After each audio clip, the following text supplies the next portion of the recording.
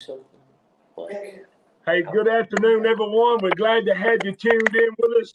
We're getting ready to have an awesome program this afternoon. I want, if you would, as you're coming into the chat, I want you to tag a couple of your friends. If you would, share this right here on Facebook. We got a guy from Texas going to be in here with us telling us how to catch them big Texas catfish. He's fished all over the Southeast and around the world. He's one of your cat master men. He's made a run last year in the Cat Masters tournament. He's back on the trail again this year. And he is a papa of a new baby this afternoon. Yes, Trey, man, good to have you in with us this afternoon, man. Thank you for having me, guys. Yes, sir. Chad, how you doing this afternoon? Good, man. How about you, Stacy? Man, I'm doing good. Guys, we missed y'all last week. Just got a lot of stuff taking place and going on. They had me trying to get school started back and all that, so maybe we won't miss too many more. Guys, if y'all would, we're looking forward to having a great afternoon. I know there's a lot of, and we miss Aaron tonight. I didn't call him. He may be live with us. He may be tuning in. He is with us. He's live with us. Is he on here now? He's on here now. Well, I didn't bother him today because I knew he was down there around Helena, Arkansas, trying to find where the honey hole was at. He's hunting that 100-pound fish. He's hunting that 100-pounder right now. That's right. And telling somebody he knows right where he's at. He may do it too. Yeah. Hey, you can't never tell about Bobby now. I'm telling you. He's like a musician. He always just pulls a rabbit out of the hat at the last minute, boy. Yeah. Yeah, Trey, man, good to have you in with us. You had a little baby today. You and your wife had one. What'd you have? Yeah, we had a little girl. The name Little baby girl. Yeah, Easton Lynn Franklin. She was 7 pounds 5 ounces. Well, good deal. Congratulations, man. Yeah, we're pretty excited. Hey, Trey, we're going to get into talking a little catfishing right here. Guys, if y'all, hey, we got Cody Chambers in the house with us tonight. Cody, good to see you, my friend. Johnny Robertson, Sean Davis, Chris Badgett. What's up, Chris? Michael Hilliard, good to see you this afternoon. Michael said he needs some more of them bobby weights is what he was needing. He put a plug in, Chad. Tell him we need Michael, tell him we need a sack load full of them. We don't tell him when we may use them things. Me and Michael Hilliard's going to fish the MRM together. Oh, yeah, that's going to be my partner right there at the MRM. We're looking forward to that. Let's get into talk a little catfishing, man. And guys, if y'all have any questions, y'all feel free to pop in and ask him. Chad's going to be looking out for it. Trey, you're out from Texas. Tell us where you're from and, man, what local body you fish. So, I'm Trey Franklin. I'm from Denison, Texas. I'm a fishing guide out on i.e.texoma, which is in the northeast part of Texas. It's a fourth biggest reservoir in Texas, man-made reservoir. It was impounded back in the 40s, and it's actually holds a Texas state record for the biggest blue cat, out there. It's tremendous catfishing lake, So, like I said, we got here full year round. There was never a day when we stopped. Even during the spawn, we still try to get out there and get some fish in the boat. But it's a great lake to fish up here. Trey, what's your name of your guide service, man? It's Tight Lines Guide Service. So if you guys are ever looking for it, if you're going to try to find my page, it's at @tightlines_Red River, and that'll send you that's a link straight to the page there. Trey, do you have a phone number to your guide service? Yes, sir. It's 903-267-3293. 3293. Yeah, and that'll go straight to my phone there. Yes, sir. We're gonna put that up for you, man. Okay, thank you. Trey, last year you fished, and I don't know. I just started seeing you here a year or so, probably on Facebook and keeping up with you. Yeah, you fish on the Cat Masters. Yes, sir. You fished that tournament trail last year. Is that correct? Yes, sir. and you're making another run back for it again this year. Yes, sir. Yep. And you told us you was giving Aaron a break tonight since you this weekend since you had a baby on the way now. I had to take one for the team this week. So yes, sir. Yes, sir. Trey, out there on the lake that you're from, your home lake, I want to get into a little bit of the things and some stuff that you look for. I know you probably do. Do you do something else besides guide for catfish and other things? Well, I was actually a drilling consultant overseas in Saudi Arabia. I actually just finished with that job after 7 years of being there. So that was I've been wanting to be a guide my whole life, and I finally, this is the point to where I could get to where I could start doing that full time. So that's all. I'm full time guiding right now, and like I said, that's in the past. I'm done with that place. Hey, well, out there when you catfishing, man, on the lake that you're home water most of the time, what's your go-to technique? Do you have one special thing out there on the lake that you fish on that you prefer over anything else? Well, typically Texoma's a huge lake. It's 90,000 acres. There's not a whole lot of structure in that lake. Trees, rock piles, stuff like that. It's mostly made of just river channels, creek beds, and stuff like that. So, typically drifting is one of your main sources of putting fish in a boat, because you're going to be able to, fish are mostly roaming around, or most of the time out there in them flats or next to them channels, So, drifting is the main thing we do out there to get these fish in the boat. Now, that's usually a springtime to the summer and then early fall time. Now, a lot of the times in the winter, we're anchored up, on these fish. But like I said, even in the winter, I'm still dragging baits out there compared to some of the other lakes around here, because I got 4 or 5 lakes that are full of structure, trees, timbers, boat arcs, stuff like that. But there's typically anchor fishing lakes. But yeah. Now, Trey, fishing with the Cat Masters, I know that last year they was on a couple different lakes. A lot of them lakes in Texas is probably very little current. Is that correct? Very little what? Very little current. Oh yeah, there's if we don't get a good rain, there's no current. But doing that, I know also last year y'all fished, like this year they fished on the Mississippi River, which is totally opposite of everything that you're used to, and on the Tennessee River. So you really have to try to adapt to a lot of different things right there. Ain't that correct? That's right. So, we go into, fishing these rivers knowing that we're going to have to face any kind of heavy current. I've fished the Mississippi River quite a few times before, so I kind of typically know what I was up against. But, like Tennessee River, that was the first time I actually got to fish it last year, and I've been looking forward to fishing it, for several years before. Just pre-fishing really helped us out, going out and be able to set up and figure out what we could really do. We might not have caught fish initially, but that was helping us out, being able to get down there and find out a technique. Maybe if it was anchoring, maybe it was drifting or bumping or whichever. We just found out what worked best for us. Yes, sir.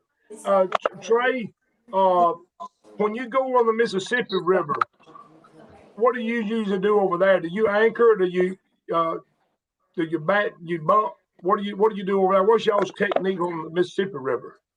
Typically, I love bumping. I like bumping that river. Now, depending on the time of the year, I may anchor, or depending on water levels too. You say, I've been down. I fished Mississippi River monsters back in 2016, 17, and I just typically anchored on those spots. Water levels weren't too high. I could fish behind levees or on big drops where the current wasn't ripping so hard, and it produced good fish for us. Now, I like it, bumping a little bit better when there's a little bit faster current, covering some ground down there and getting those fish piled up in different areas. Yes, sir. Lacey, we got a ton of questions rolling in already. One guy, Greg Stockton, asked, he said, I can see trees on my Humminbird Solix 12, see tires, but can't see fish. Why? Can you say that one more time? He said he can see trees and tires on his Humminbird Solix 12, but he can't see fish and doesn't know why. Do you have any idea why he may not? Well, with the trees and the tires, the fish could typically be right up next to that. He may have his sensitivity turned too low as well, and can see the bigger returns, but just not the fish. Right. Yeah, especially if the fish is sucked up next to a piece of structure like that, it's really hard to tell where he's actually at. Yeah. And Trey, I don't know. This is one thing that I found out is when you get to that structure like that, when you go to the side imaging and down imaging, these things do show up good on that on your side and down imaging. Yep. But I'm telling you, just because you don't see a fish in that top does not mean he's not there. That's right. Exactly. I mean, he can hide in there and you not be able to see him. Exactly. Especially a flathead. Yeah. Yes. And I think a lot of times, a lot of people, and I do put a lot of confidence in electronics, but if I'm anchor fishing, there's some stuff that I look at, and it's a big top. If I don't see a fish, that don't mean I'm not going to fish it. I mean, I'm like, this is too fishy. There's a fish in there. We just can't see. And he is Give it 30 minutes. To find. Yeah. Give it 30 minutes. What have you lost? Yeah. And so that may be one of them things that he's running into, because I run into that all the time. And I've caught some big fish, and people ask me, did you mark him on your graph? And I'm like, no, I just marked the top, pulled up, anchored down on it, threw it back up in it, and there he was. Exactly. Yeah, a lot of the times, especially in the winter, if you get in some shallower, warmer water, those fish will, bury up in mud and they'll wallow themselves down there. You won't see them at all. Yeah. You might throw out, start catching a bunch of fish, and it's just you don't always see them. But yeah, and Trey, one of the things, it took me some time, because I've learned over the years to put some confidence in my electronics. But I've noticed on the river that I fish, which has got some good current, but when it's up really rolling, I can't find them fish on that grass. Yeah. And I found out, man, them fish are just hunkered down so in the mud, and they hard to find. It don't mean they're not there. They are just down. I call them, they just buried up in that mud. Yeah, exactly. And you can ride for days and look and not find it. Right. But they just buried up in that mud. Yeah. I've done that several times in the winter, just, driving, and like, man, I can't find nothing, and I just set up on a spot that, you would think in your head that looks good, like Chad was saying, just try it. Give it 30, 45 minutes. It's not going to hurt you, John Ferguson said, where do y'all like to target summer nighttime catfish? Deep, shallow, and what's your thoughts on why they relate to that water? So, summertime catfish, especially at night, I'm going up in the shallows. Bait likes to run up into shallows and kind of congregate when they're feeding, especially on a full moon now. That's my favorites. I'll go out and I'll pull planer boards in 3 or 4 feet of water, and just get a good spread going across those flats out there. Them fish are roaming. They're even small fish are feeding on bugs, and it's easier for them to get feeding up there. And Troy Smith wants to know what kind of bait y'all use out there.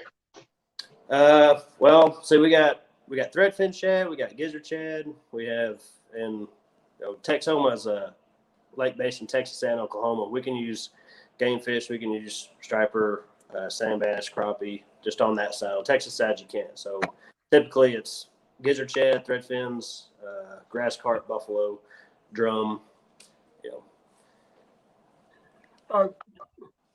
Chad, you got anything else on there? Man, I think that's all for right now. I'll keep scrolling through. I'm gonna pick your brain a little bit here, because one of the things that I've done discovered, and I have noticed this myself, I don't fish a lot of tournaments like y'all guys do, but one of the things that I have noticed, being on a body of water, a new body of water, is trying to figure it out. It does take a little bit of time. And I've noticed that a lot of y'all guys, man, showing up for the tournament fishing 3 or 4 days prior to the tournament, trying to figure it out. Man, what kind of time and effort did you put in to doing that? And just give us a little rundown, not sharing too much of your secrets, man. What's your game plan? If you was going to a new body of water, how you break that down? So if I'm going to a new body of water, depending on the time of year that I'm going, I look back on seasonal patterns from the years before on what those fish are doing. Say I got a tournament in 3 weeks, but you might have a major temperature drop going in from maybe fall to winter, I'm going to look back and see what that is. And then I'm going to see what body of water I'm fishing. And I'm going to try to put those into play where I'm going at. I'm going to start looking at areas, say in October, I'm catching fish in 30 foot, but in December, they move to 50 foot. So if I go fish that tournament, instead of going to 30 foot, I'm going to go start out in 50 foot first, scan around and look and see what's going on. And I'm going to try to fish it and see if that's, producing fish. Yes, sir. And it does take some time trying to figure this right here out. Prior to going to a place, do you spend a lot of time maybe jumping on the computer, looking over that body of water, going into Navionics and stuff like that, so you automatically know where you're going to go look at before you ever get there? Yeah, definitely putting some time into mapping. You're pinpointing spots, each of these spots you want to check out. Now, say if first day you get to the lake, you want to go check all these out. I honestly don't really typically fish the first day that I'm there. I go out and scan around to these points where I want to look and see, what's going on, if there's any activity, if there's any bait in the area, if it's, even fishable at any point, because there's certain places you can try to fish, but it's kind of tough. Yeah. Yeah, you may get there and the current may be ripping and it may not even be feasible to fish it. Exactly. Right. Yeah.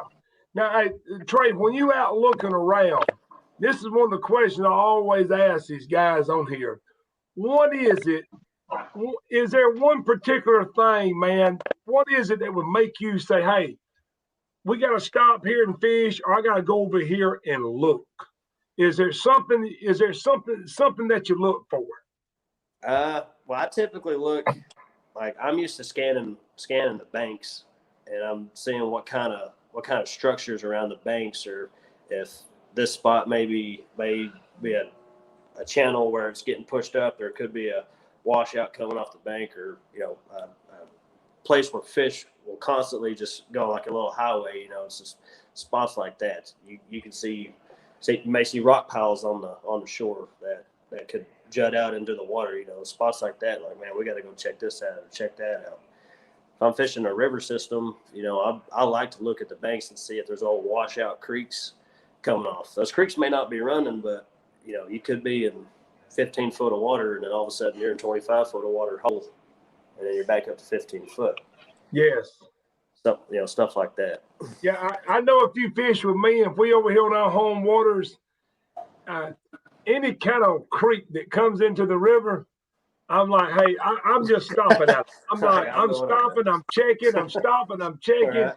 Any kind of inlet that's coming in, and it's maybe coming in and it's 10 foot, dumping off into 40 foot. I'm like, hey, guys, I will turn my boat around on a U-turn. Right. And another thing is riding up the river, especially on just a regular, where we from, on a smaller river.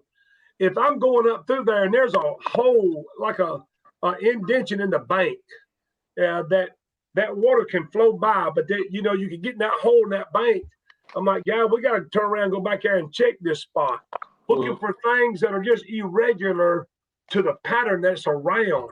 Exactly. It seems like it's always been successful for me to see them places and go back and say, God, this is irregular. I may be riding down the river and the river's 20 or 30 foot deep, and we done rode for 3 miles, and all of a sudden there's a 40 foot hole. I'm like, guys, this is the first deep hole that we done crossed. we at least got to go back and check it, because that was the first deep hole that we seen riding 4 or 5 miles.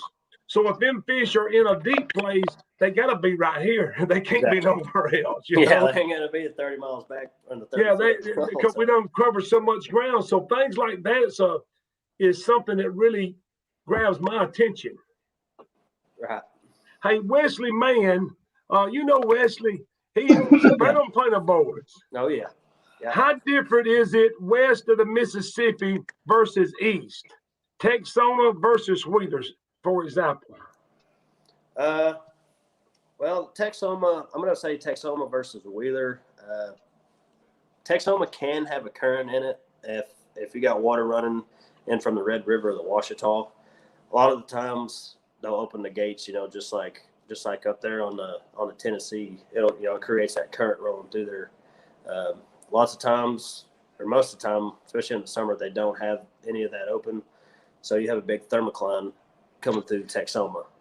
Now versus like the Mississippi on the west and the east, you got constant good current coming through there, which, I think, in my opinion, summertime fishing is pretty amazing, all the way through there.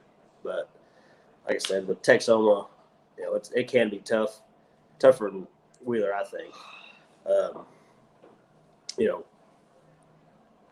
Between the west and the east, I guess it depends on what part. If you want to talk about Wesley, you talking about maybe like Caruthersville, like Missouri part, or like towards Memphis, or I would say probably that this guy here, Marty Bartle, wants to know, you typically use bigger baits this time of the year? I typically do, yes. Especially with the fish, some are still coming back from spawn. I'm just now starting to catch some bigger males right now. They're kind of scarred up. The last couple trips that I've ran, I've all been females, and so those fish are hungry, coming back from spawn, and ready to eat. And I'll throw some big baits out there for them. Easier for them to find. Summertime when the water temperature's higher, your baits are gonna lose their scent a lot quicker. In that water. So the bigger baits you got, the more scent you're gonna put out in the water too, and get those fish attracted. Yeah. Chad, what you got, man? Well, on that same topic there, if you've got a big bait, that fish is not going to have to exhume as much energy to find something substantial to eat, rather than chasing a bunch of little stuff around. They can get a big bait. That's what they're going to take to the house. Yeah. And I've always been the guy, man. I'm a big bait guy, and my mentality is big bait, big fish. I know that ain't always true, but I'm a big bait guy majority of the time. It ain't that I don't fish. I may put some small pieces on, but most of the time I'm putting something out there for that big boy to come and eat. If he's anything like me, he's looking for a big steak. That's right. Hey, this time of the year, with the shad at the top of the water, do you think the catfish are suspended? And let's elaborate a little bit on the suspended, because I think it's probably something that's really underestimated. But tell me what you think, Trey. So the fish definitely are going to be up next to those shad that are suspended, just because of the fact that it's a lot easier for them to go feed on, right? Well, like I said too before, on Texoma, we get a bad thermocline going through the lake, and of course those fish aren't going to sit in that thermocline. They're gonna sit up just above it, or maybe just right in it. The bait's going to be up above them, and like I said, what I've noticed here is I could be in 40 feet of water, but the thermocline will be 20 foot. But you'll have bait at 10 foot, and you'll have your fish at 20 feet. So suspending in the summertime is definitely a good way to go to fishing for catfish. If you're not having any good luck drifting on bottom or places like that, really watch your sonar and see where your baits are sitting, because you may have a 3 foot leader on, and your thermocline may be 4 feet tall. There ain't gonna be no fish in it. So always. Trey, we fix to get into something here, and I want to try to see what you think, and maybe we can elaborate on this a little bit. Let's go back to this thermocline, because you said where you're out there, where you from, and a thermocline is a lot more prevalent on these lakes that does not move. Right. Does not have a lot of moving water in them. Is there a way that you can look on your electronics and tell where that thermocline's at? Yes, sir. So if you turn your sensitivity up, maybe on your traditional 2D scan, turn your sensitivity up, you'll actually see a line going across. It's nice and thick. It'll look like a big ball of bait, solid piece of ball of bait going through with a solid line going, and you'll see where it ends. Just turn that sensitivity up, you'll be able to see it real good.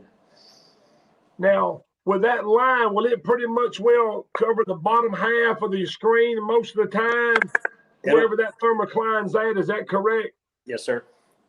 Depending on the depth of water, so sometimes you're in 50 foot, it could be from 50 foot to 30 foot, but sometimes what I've noticed last few trips, I can be at 70 foot, but you'll have from 70 foot to 60 foot or 55 foot, you won't have a thermocline, but from 55 to maybe 30 foot, you'll have a thermocline. That's that thermocline rising through the lake.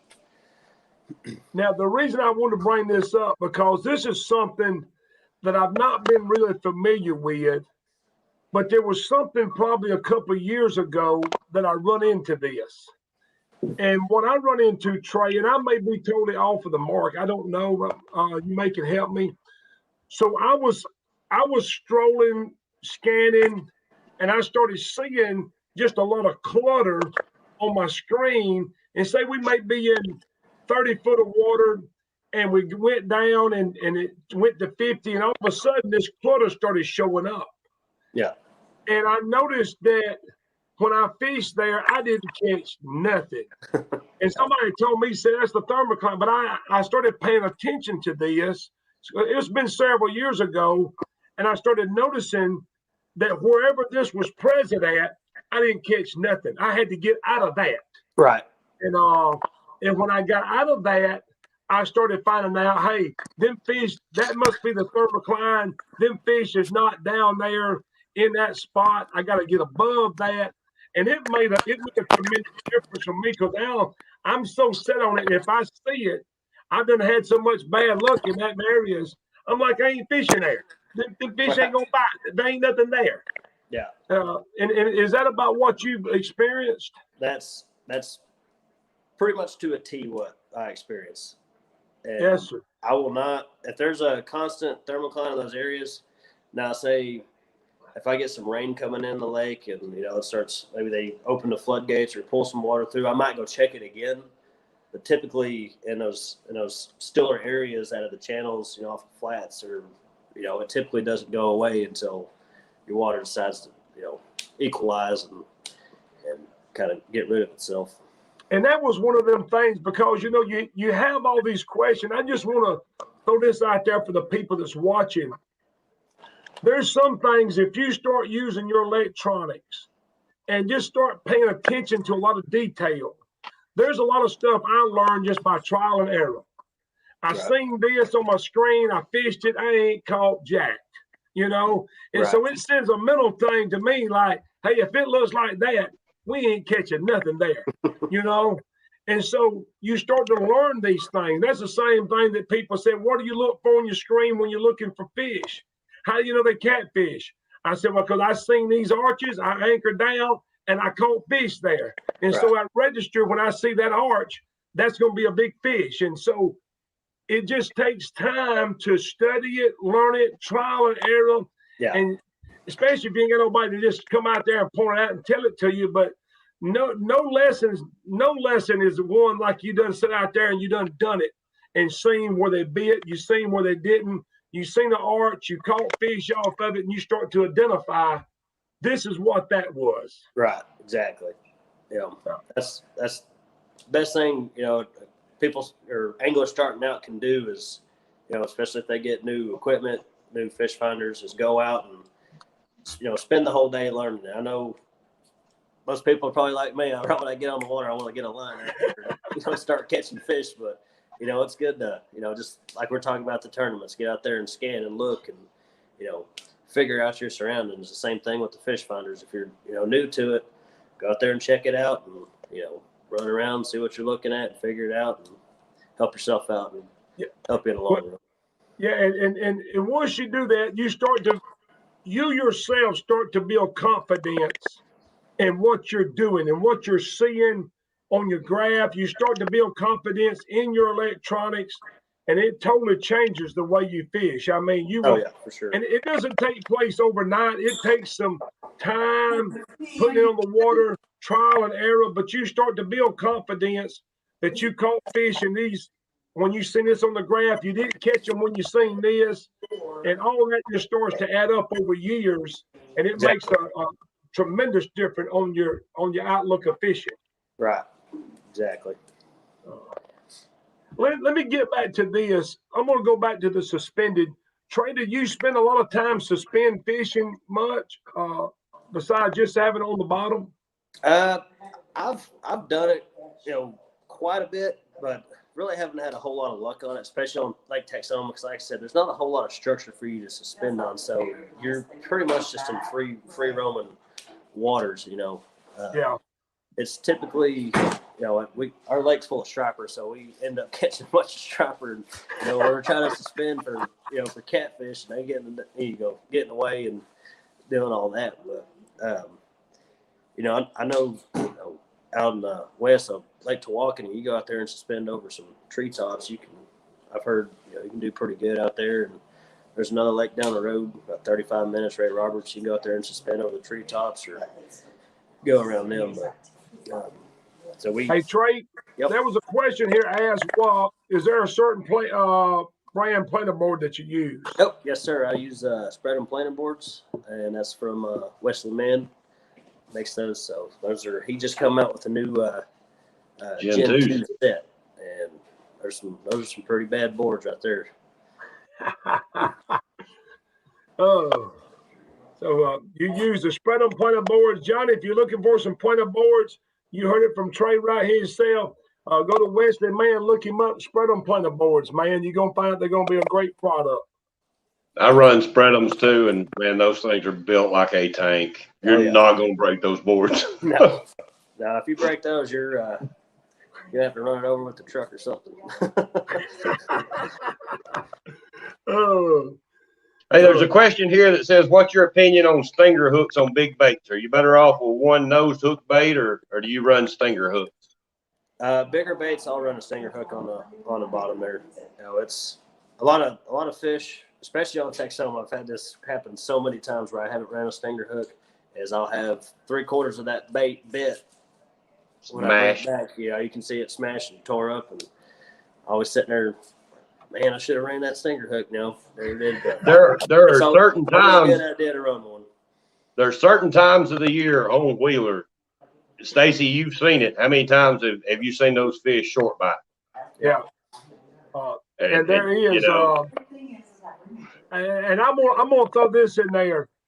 If you're out there fishing, this is just from my experience, and I'm a big bait guy.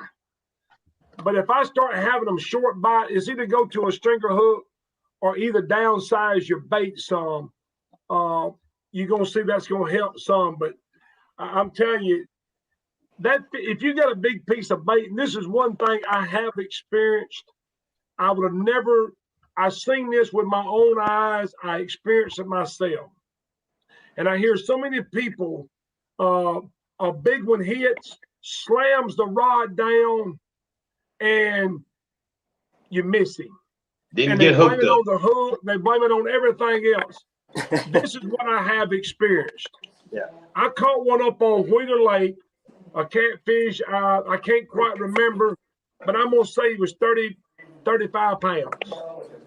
This fish, I remember that day. This fish slammed my rod down. I reeled this fish all the way in and dipped him up. And when I dipped him up, he opened his mouth and my bait come out. He never had the hook in his mouth. He clamped down on the end of that bait and did not let go of it. Just held on to it. Just held on to it. If he'd opened his mouth, And I knew then, I said, this is how people are missing these fish. They blame it on hooks and everything else. But the problem is that hook was never in that fish's mouth. Right. And I'm telling you, you know as well as I do, when you grab him and put your hand in there, he can latch down with some kind of power. You know, And especially if you're tournament fishing. What's happening with the guys who's missing some fish, and they'll say, hey, he slammed my rod down. I don't know how I missed it. I'm like, man, he just didn't get the hook in his mouth. I done seen that. Yeah. Especially if you're tournament fishing, I mean, it's just a little bit of reassurance. You know you're going to catch him. Yeah. Yeah, and when you go with that big piece of bait, that is a big, especially you got a skipjack head on there, size of your hand. He can't come and grab the end of it and never get the hook in his mouth. Yeah, that's right. Yeah, and break your heart. Yes. Chad, what else you got, man? Somebody said, do y'all use glow sticks at night? If so, how do y'all mount them? I'm not real sure what Chad was talking about there. He was talking about on your planer boards. Spreadums has got a little notch in the back of them with a zip tie. It's easy to put them on there. So you can use zip ties with glow sticks, or I go to Dollar General and I get a 3-pack of illuminating balloons. You can get for like Halloween decorations or whatever. Just get you to blow them up, zip tie them to the back of that too, and they work great. Yeah. And the guys who don't know, you can go to a Dollar General, a dollar store, Dollar Tree, Walmart, and just buy a whole pack of glow sticks. I mean, I'm telling you, you can fill your tackle box up for $5. It's way cheaper than replacing planer boards when you break one off at night and you can't find it. That's right. You can't find it. I have a hard enough time trying to find mine in the daytime. That's because when you break one off, you don't stop. You just keep going. I just keep going. I'm like, and I don't know about you, Trey, but when I done got my whole rig set out, if we lose a planer board, I'm like, folks, I ain't reeling everything I got. No. I said we just come back later and try to find we'll get it a little bit. Yeah, it's you spend the 15, 20 minutes getting everything set up, and then you lose one, and it's just gonna have to go back. It's just gonna have to go back, and it's amazing how hard it is to find that thing in the middle of the day. You'd think that'd be easy to find, but man, you spend 20 minutes just trying to figure out where the heck it went. The wind and the current can move those dudes. Oh yeah, I'm certain they'll move quick. Oh, Chad, what else we got, man? We've been on here for about 40 minutes now. Before we get ready to close out, is anything else you got, man? Man, I don't see any other questions that hadn't already been answered. Somebody said, so should I fish with my fish finder on high sensitivity all the time? If you get it too sensitive, it's going to be all cluttered up. You're not going to be able to see anything. Yeah. If you're really targeting bigger fish, you can turn your sensitivity down because you're going to see them a lot better. Now, if you're bait fish or, maybe you skipjacks or fishing or trying to catch shad or whichever, you turn your sensitivity up a little bit, and that'll help you find those little smaller schools of bait. It'll show up better on the screen. But if you're actually trying to fish for bigger fish, you can turn your sensitivity down there, unless, like Chad said, you're going to have a bunch of stuff on there you don't want to see or that'll try to mess with you. Wayne Reed wants to know what's the best time of the year to come out there and fish. On Texoma? Yeah. That'd be November. November and end of March and early April. Pretty good times. Like put around 12 or 14 fish over 60 pounds this year, and put one about 84 pounds in the boat.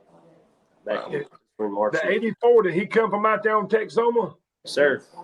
Was he dragging or anchored? Yeah, caught him. I was actually about 18, 20 mile an hour winds out there, and I was dragging him, had 4-ounce weights on, 3-foot leaders, had baits, about 10 inches long on, dragging them things. We just caught a 63-pounder right before that. 20 minutes after that, she hit that bait. Wow. It was about 58 degrees, 55 degrees outside.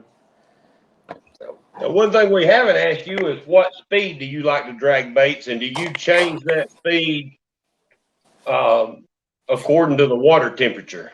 yes, the summertime, I'm typically from 0.8 to 1 mile an hour. I'm always going a little bit faster. Those, not a lot of oxygen in the water, especially with that thermocline too. Those fish are going to move, and try to, get to areas where they can,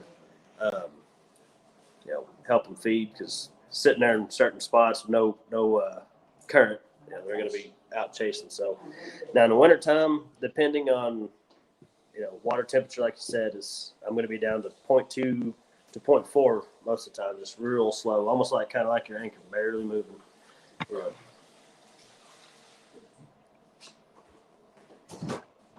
Stacy, that's about all the questions I see, man. Al St. You know Al St. Cyr? Do what? Do you know Al St. Cyr? I do. He said it's hard to beat Texoma. Yeah, it is. When she's on, it's hard to beat it. Yeah, when Texoma's on, it's hard to beat. And, Lake Tawakoni too. It's about an hour and a half down the road. That's a great lake too. It's full of big ones. Yeah, I've heard of a lot of good things about that Tawakoni.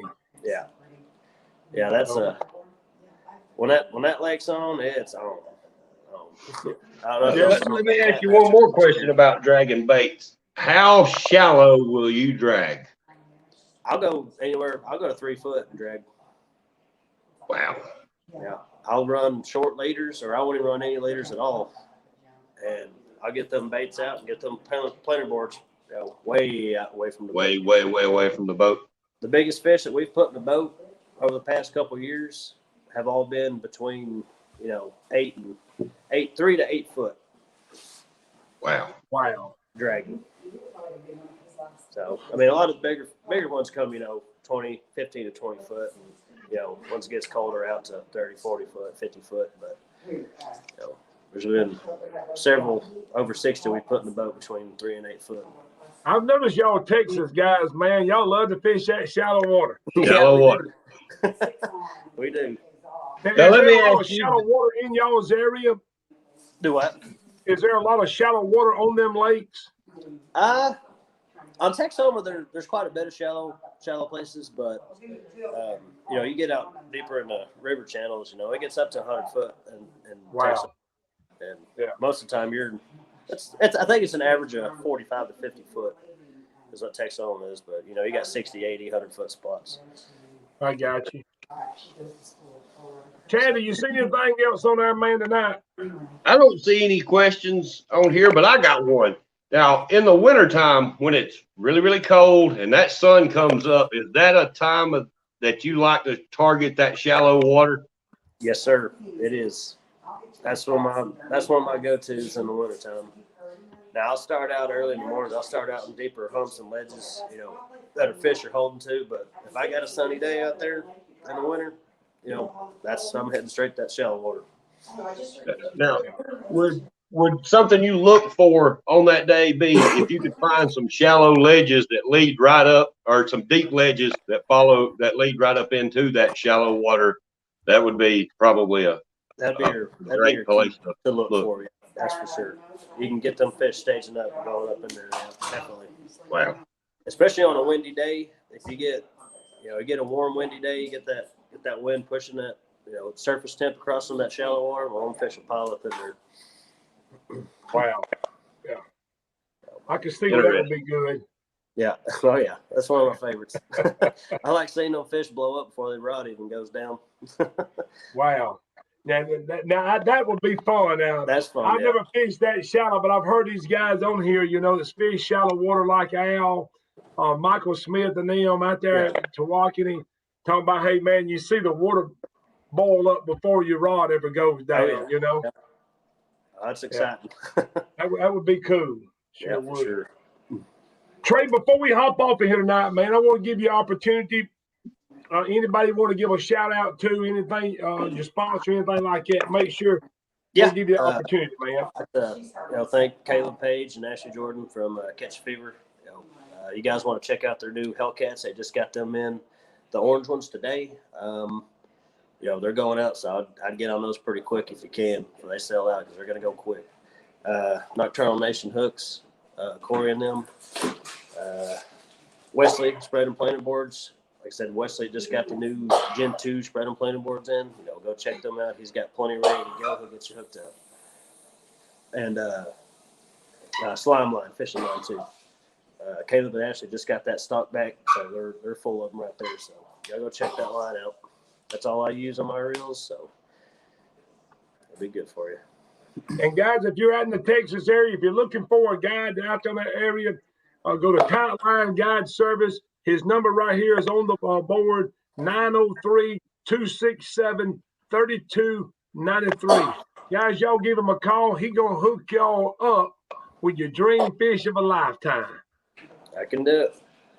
I want to do this right here tonight. I'm going to give away a SmackDown hat, just like old Chad's got on tonight. I'm going to give one of them right there away tonight. So y'all hang on just in 1 second. I do want to read something before we dismiss. And this is one of my favorite things and one of my favorite verses. And I just want to leave this with you. If you haven't read it, go home sometimes. Just make a note of it. It's in Psalms chapter 91.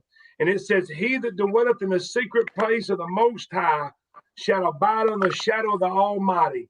I will say of the Lord, he is my refuge and my fortress, my God. In him will I trust. Guys, I want to thank y'all for tuning in. And I'm fixing to give away this SmackDown hat right here, just like Chad's got on. So give me 1 second. Chris Russell, if you would, you send me a message, send me your address, and I'm going to get you a SmackDown hat like the one Chad's got on his head here tonight, man. You officially be SmackDown ready. Guys, we want to thank y'all again for tuning in, for being a part of our program. Trey, we want to thank you, man, for being with us. I look forward to seeing you again sometimes, maybe on the water. Yes, sir. Here pretty soon, maybe. Yeah. I'll be out there, you know it. Yes, sir. God bless y'all, and y'all have a great afternoon. Thank you, guys. Y'all have a good night.